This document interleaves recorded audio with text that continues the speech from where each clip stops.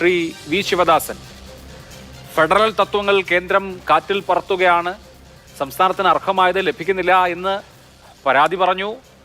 അത് സഭകളിലും മറ്റും ഉന്നയിച്ചു. മുഖ്യമന്ത്രിയുടെ നേതൃത്വത്തിൽ സമരവും നടത്തി. ഇതായിരുന്നു ഇതുവരെയുള്ള ലൈൻ. ആ സമീപനം മാറ്റി ഒരു കോർഡിയലായിട്ടുള്ള അറ്റ്മോസ്ഫിയർ ഉണ്ടാക്കുക എന്നുള്ളതാണോ ഇപ്പോഴത്തെ ലൈൻ? ധനമന്ത്രി നിർമ്മലാ സീതാരാമനുമായി ഒരു ബ്രേക്ക്ഫാസ്റ്റ് മീറ്റിംഗ് നടത്തുക വഴി എന്താണ് ഉദ്ദേശിക്കുന്നത്? ശരിയാണ്, കേരളത്തിന്റെ അല്ലെങ്കിൽ മറ്റ് സംസ്ഥാനങ്ങളുടെ മുഖ്യമന്ത്രിമാർ മന്ത്രിമാരെ പോയി കാണുന്നു, പ്രധാനമന്ത്രിയെ പോയി കാണുന്നു, ഇതൊക്കെ സാധാരണ സംഗതിയാണ്. ഇതിപ്പോൾ ഗവർണർ കൂടി പങ്കെടുത്ത ഒരു പ്രാതൽ മീറ്റിംഗ് അത്യസാധാരണമല്ലേ?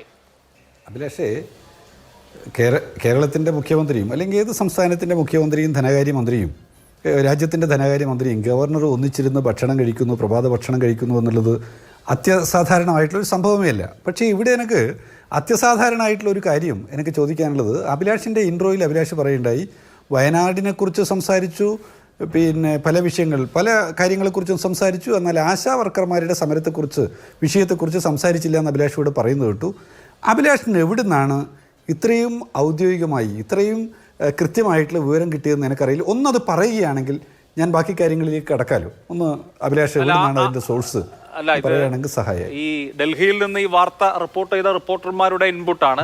ശരി, ആശാ വർക്കർമാരുടെ സമരം അല്ലെങ്കിൽ ആശാ വർക്കർമാരുടെ വിഷയം മുഖ്യമന്ത്രി ധനമന്ത്രിയുമായി സംസാരിച്ചപ്പോൾ ഉയർത്തിയെന്നാണോ MP പറയുന്നത്? ഞാൻ ചോദിക്കുന്നത് ഉയർത്തിയെന്നോ ഉയർത്തിയിട്ടില്ല എന്നോ പറയാൻ ഞാനാണല്ല. പക്ഷേ നിങ്ങൾ വളരെ ആധികാരികമായിട്ട് പറയുകയാണ് ഇന്ന കാര്യങ്ങളൊക്കെ ചർച്ച ചെയ്തിട്ടുണ്ട്, ഇന്ന കാര്യങ്ങളൊക്കെ ചർച്ച ചെയ്തിട്ടില്ല, കഴിച്ചത് പുട്ടാണോ കടലയാണോ അതല്ല ദോശയാണോ ഉപ്പുമാവാണോ എന്നൊക്കെ പലരും റിപ്പോർട്ട് ചെയ്യുന്ന കാണുന്നുണ്ട്. പക്ഷെ ഗവർണറും സംസ്ഥാനത്തിന്റെ പ്രതിനിധിയോട് KV തോമസിനോട് അവിടുത്തെ മാധ്യമ പ്രവർത്തകർ ചോദിച്ചു, ഉന്നയിച്ച വിഷയമുണ്ടല്ലോ, ആശാ വർക്കർമാരുടെ വിഷയമടക്കം അദ്ദേഹത്തോട് ചോദിച്ചു. അപ്പൊ അദ്ദേഹത്തിന്റെ മറുപടിയാണ് ഈ പുട്ടും കടലയും ഇഡലിയും ദോശയൊക്കെ. ഇതിപ്പോ നമ്മളൊരു അയൺ വാളിന്റെ പ്രശ്നമൊന്നുമില്ലല്ലോ, നാടിന്റെ പ്രശ്നമല്ലേ. അതിപ്പോ എന്തൊക്കെ പറഞ്ഞു നമ്മൾ അറിയുന്നതുകൊണ്ട് ജനങ്ങൾ അറിയുന്നതുകൊണ്ട് പ്രത്യേകിച്ച് തകരാറൊന്നുമില്ല. അങ്ങനെയല്ല അഭിലാഷ്, അങ്ങനെയല്ല. അല്ല, തീർച്ചയായും അല്ല, KV തോമസ് അങ്ങനെയല്ല. അതിനകത്ത് വിഷയം എന്താന്ന് പറഞ്ഞാൽ ആശാ പ്രശ്നം ഉന്നയിച്ചിട്ടില്ല എന്ന് പറഞ്ഞിട്ടാണ് ചില പത്രങ്ങളൊക്കെ വലിയ നിലയിൽ വാർത്ത കൊടുത്തുകൊണ്ടിരിക്കുന്നത്. അപ്പോഴങ്ങനെ വാർത്ത കൊടുക്കുന്നതിൻ്റെ ഒരു ദുരുദ്ദേശം നമുക്ക് മനസ്സിലാവില്ല. അപ്പോൾ കാണേണ്ടുന്ന കാര്യം എന്താണ്? അവർ കേരളത്തിൻ്റെ മുഖ്യമന്ത്രിയും ധനകാര്യ വകുപ്പ് കൈകാര്യം ചെയ്യുന്ന യൂണിയൻ ഗവൺമെൻറ്റിലെ മന്ത്രിയും ഗവർണറും ഒക്കെ ഭക്ഷണം കഴിച്ചു, പ്രഭാത ഭക്ഷണം കഴിച്ചു. തൊട്ട് മുമ്പിലത്തെ ദിവസം കേരളത്തിലെ എല്ലാ MP-മാരും ഗവർണറോടൊപ്പം ഇരുന്ന് ഭക്ഷണം കഴിക്കുകയും തുടർന്ന് കേരളത്തിൻ്റെ താല്പര്യങ്ങൾ സംരക്ഷിക്കുന്നതിന് വേണ്ടി എല്ലാവരും ഒന്നിച്ചു നിൽക്കണം എന്ന മുഖ്യമന്ത്രിയുടെ സന്ദേശത്തോട് ചേർന്ന് നിന്ന് സംസാരിക്കുകയൊക്കെ ചെയ്തത് ഞാൻ ഉൾപ്പെടെ ദൃക്സാക്ഷിയായിട്ടുള്ള കാര്യമാണ്. അപ്പോഴങ്ങനെ വരുമ്പോൾ നാടിൻ്റെ പ്രശ്നങ്ങൾ പരിഹരിക്കുന്നതിന് വേണ്ടി എല്ലാവരും ഒന്നിച്ചു നിന്ന് മുമ്പോട്ട് പോകണം. അതിന് സംസ്ഥാന സർക്കാരും കേന്ദ്ര സർക്കാരും യോജിച്ച് നിന്നുകൊണ്ടുള്ള പ്രവർത്തനവും ആവശ്യമാണ്.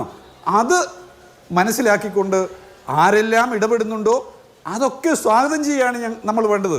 ആ സ്വാഗതം ചെയ്യുന്നതിന് പകരമായി ചില ആളുകൾ ചില പ്രത്യേക വിഷയങ്ങളെടുത്ത് ആ ചർച്ചയുടെ അല്ലെങ്കിൽ കൂടിക്കാഴ്ചകളുടെ ഉദ്ദേശശുദ്ധിയെ ആകെ കളങ്കപ്പെടുത്തുന്ന നിലയിലുള്ള ചർച്ചകൾ ചിലർ നടത്തുന്നുണ്ട് എന്നുള്ളത് കൊണ്ടാണ് ഞാൻ ഈ കാര്യം നമ്മുടെ നാടിന്റെ ഇതിന് പോസിറ്റീവ് ഔട്ട്കം ഉണ്ടാകട്ടെ എന്ന് വിചാരിക്കുന്നു MP. പക്ഷേ ഇപ്പോൾ താങ്കൾ തന്നെ സൂചിപ്പിച്ചു അങ്ങടക്കം പങ്കെടുത്ത ഇന്നലത്തെ ഗവർണറുടെ യോഗം. ഗവർണർ ഒരു ഡിന്നർ MP-മാർക്ക് നൽകുക, സംസ്ഥാന താല്പര്യത്തിന് വേണ്ടി നിലപാടെടുക്കണം എന്നുള്ള നിലയിൽ സംസാരിക്കുക തുടങ്ങിയവ ഇപ്പോഴത്തെ ഇന്ത്യൻ സാഹചര്യത്തിൽ നടക്കാത്തതാണ്. തൊട്ട് മുമ്പുള്ള ഗവർണറുമായിട്ട് ആരിഫ് മുഹമ്മദ് ഖാനുമായിട്ട് സർക്കാർ വലിയ ഫൈറ്റിലായിരുന്നു. നമ്മുടെ തൊട്ടപ്പുറത്തെ സ്റ്റേറ്റ് തമിഴ്നാട്, അവിടുത്തെ ഗവർണർ RN രവിയുമായിട്ട് ഫൈറ്റിലാണ്. മലയാളിയായ CV ആനന്ദബോസുമായി ഫൈറ്റിലാണ് മമതാ ബാനർജി. ഇങ്ങനെ ഗവർണർമാരും സർക്കാരുകളും തമ്മിൽ ഏറ്റുമുട്ടുന്ന ഒരു ഘട്ടത്തിൽ ഒരു ഗവർണർ ഇങ്ങനെ ഒരു ഇനീഷ്യേറ്റീവ് എടുക്കുക എന്നൊക്കെയുള്ളത് സാധാരണ നമുക്ക് പരിചിതമില്ലാത്ത കാര്യമാണ്. അപ്പോൾ അതുകൊണ്ട് തന്നെ അതിലൊരു കൗതുകമുണ്ട്. ഇന്നലെ ഈ ഗവർണറുടെ ഡിന്നറിന്റെ ഒരു തീം എന്തായിരുന്നു?